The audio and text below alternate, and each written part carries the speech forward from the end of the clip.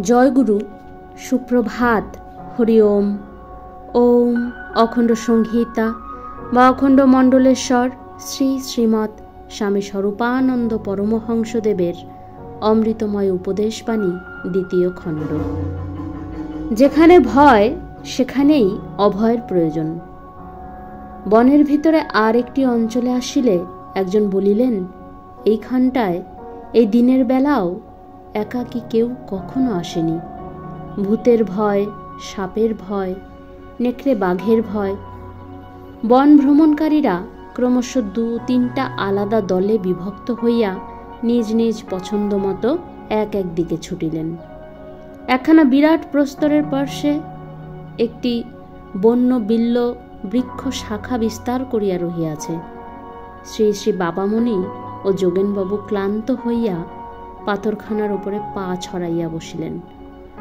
যোগেনবাবু বলিলেন, স্বামীজি, আপনাকে দেখা অবধি আপনার উপরে একটা মমত্ব বোধ এসে গেছে যে, ভাবতে মনে বড় উদ্বেগ হচ্ছে যে এখানেই আপনি আশ্রম প্রতিষ্ঠা করবেন। শ্রী শ্রী বাবামণি হাসিয়া বলিলেন, এর আগে এর চেয়েও ভয়ঙ্কর স্থানে আশ্রম প্রতিষ্ঠার চেষ্টা করে এসেছি, যেখানে উনানে খিচুড়ি বসিয়ে কলসি জলশূন্য দেখে ঘর থেকে বেরিয়ে সন্ধ্যার পরে বালতি নিয়ে জল আনতে গেলে রয়্যাল বেঙ্গল টাইগারের পেটে ঢুকে যাবার সম্ভাবনা ছিল 90% দিন। কিন্তু সেখানেও তো ভয় পাইনি। অবশ্য অন্য কারণে সেই আশ্রম প্রতিষ্ঠার চেষ্টা ব্যর্থ হয়েছে। যোগেনবাবু, সেটা কোথায়? শ্রী শ্রী বাবামণি, উড়িষ্যার সুখিন্দার জঙ্গলে। যদিও সে আশ্রম চেষ্টা সফল হয়নি, তবু দিনের বেলা পথ চলতে চলতে অনাবৃত পৃষ্ঠদেশে ঠান্ডা লাগলো কেন দেখবার জন্য চোখ তাকিয়ে কতবার দেখতে হয়েছে একটা ময়ূর একটা বিষধর সাপকে গিলে খাচ্ছে। সেখানেও ভয় পাইনি। যোগেনবাবু, কিন্তু সেখানে আপনাকে দেখে কেউ আপনার মায়ায় পড়েনি? আমি কিন্তু পড়েছি।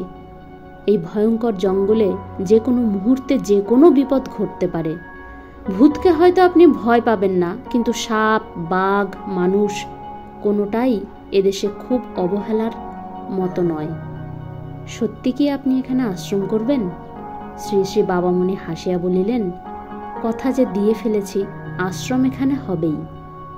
এমন সময় উভয়ের সম্মুখ দিয়ে একটি কাল সর্প আঁকাইয়া বাঁকাইয়া তীরবেগে চলিয়া গেল। যোগেনবাবু সশঙ্কিত চিত্তে বলিলেন, ওই দেখুন, চাক্ষুষ প্রমাণ দেখুন। শ্রী শ্রী বাবামণি খলখল হাসিতে দিগন্ত কাঁপাইয়া বলিলেন, যেখানে ভয় সেখানেই তো অভয়ের প্রয়োজন। 6 কার্তিক 1334। হরি ওম।